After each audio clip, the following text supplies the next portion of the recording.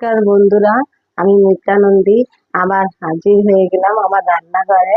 আজকে আবার নিয়ে এসেছি রান্না আপনাদের জন্য। এটা হলো মাছের পেটির অংশ রান্না করব। সাথে নিয়েছি পটল, আলু আর টমেটো আর মাছের পেটির কয়েকটা টুকরো। তো পাশে থাকেন, আমি কিভাবে রান্না করি একটু দেখেন না।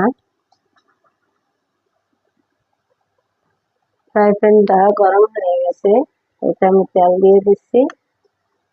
গরম হয়ে গেছে, মাছ ভাজবো তাই একটু লবণ দিয়ে দিচ্ছি, মানে মাছগুলো ছিটে আসে ভাবে করে এক এক করে আমি সব মাছগুলো দিয়ে দেব। মাছের এক পিঠ ভাজা হয়ে গেছে, দিয়ে দিচ্ছি গেছে সবগুলো মাছ উঠিয়ে দিচ্ছি, আবার ভেজে ভেজে উঠিয়ে নেব। তো বন্ধুরা দেখেন একটু ভাজা হয়ে গেছে, এখন আমি মাছগুলো উঠিয়ে নেব। বন্ধুরা মাছগুলো উঠিয়ে নিয়েছি, যে তেল ছিল ওই তেলেই আমি বাকি মশলা দিয়ে মাছটা রান্না করে ফেলবো। এই যে জিরা ফোড়ন দিচ্ছি, তেজপাতা, আর এখানে সামান্য জিরা, ধনিয়া আর আদা আর এখানে দেখেন 1.5টা কাঁচামরিচ, এগুলো রেডি করে রেখেছি। বন্ধুরা আমার মশলাটা হালকা ভাজা ভাজা হয়ে গেছে, এর ভিতরে আমি সবজিগুলো দিয়ে দেবো। কম তেলে, আপনাদের আগেই বলছি আমি কম তেলে কম মশলা দিয়ে রান্না করবো। এখন আমি একটু নেড়ে চেড়ে ঢেকে দেবো আর একটু লবণ দিয়ে দেবো।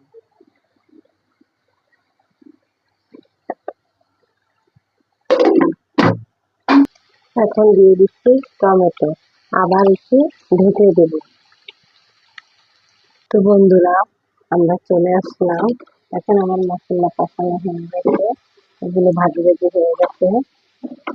এখন এটার ভিতরে গরম জল দিয়ে দেবো। গরম জল ঢেলে দিচ্ছি, প্রয়োজন অনুসারে দেবো। মাছগুলো ভেজে দিচ্ছি,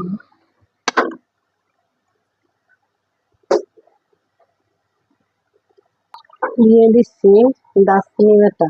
আসলে বন্ধুরা আমার তেলের উপর মশলাটা ভাজার আগে সবজিটা ভাজার কথা ছিল, তারপর মশলাটা দেওয়ার কথা ছিল, আমি ভুলে গেছিলাম।